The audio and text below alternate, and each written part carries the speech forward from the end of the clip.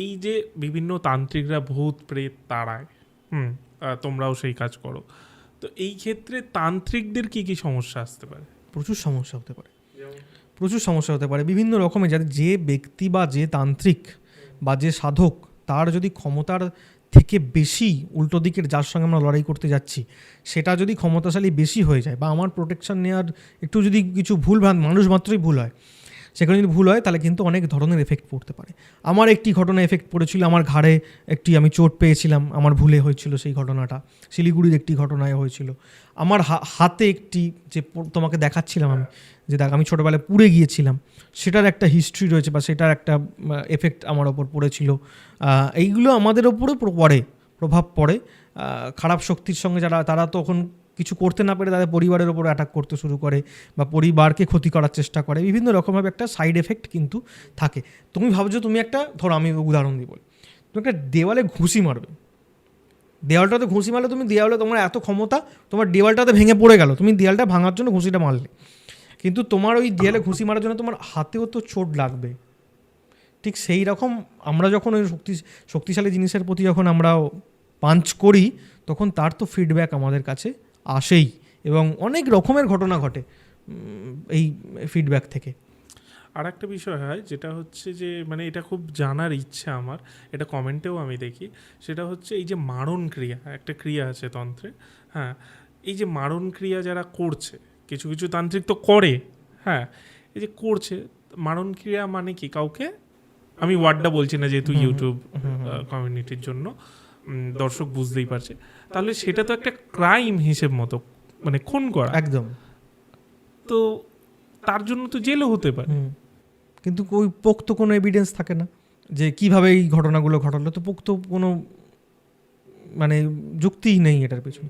কিন্তু এটার ক্ষমতা আছে, এটার ক্ষমতা অনেকে করে, যারা করে সেই ব্যক্তি যে খারাপ শক্তির আরাধনা করছে বা যারা এই ধরনের প্রয়োগ কিছু করছে তারা কিন্তু আরও বেশি ভোগে, তারা বেশি ভোগে। কারণটা বুঝতে হবে, সাধকের প্রথম পর্যায়ে যেটা হচ্ছে ষটচক্র সাধনা, তার মধ্যে এই মারণ, উচাটন, স্তম্ভন, বশীকরণ, এই সমস্তগুলো সাধককে শিখতে হয়। শিখতে হওয়ার কারণটা অন্য, শিখতে হওয়ার হচ্ছে যে সাধক সাধনা করবেন তার ওই সাধনা পথে যেন কোনো কেউ ব্যক্তি তাকে তার উচাটন করে দিতে না পারে, তাই জন্য উচাটন বিদ্যা শিখে রাখা। তার প্রতি কেউ যেন কোনো বশীভূত না করে ফেলে তাকে, তাই জন্য বশীকরণ ক্রিয়া শিখে রাখা। তার প্রতি কেউ যেন মারণবিদ্যা প্রয়োগ না করে ফেলে, তাই জন্য মারণবিদ্যা শেখা। অপরের জন্য দুটো পয়সার লোভে, অপরের ক্ষতি করার জন্য মারণ ক্রিয়া প্রয়োগ করার কথা শাস্ত্র তন্ত্র বলে না।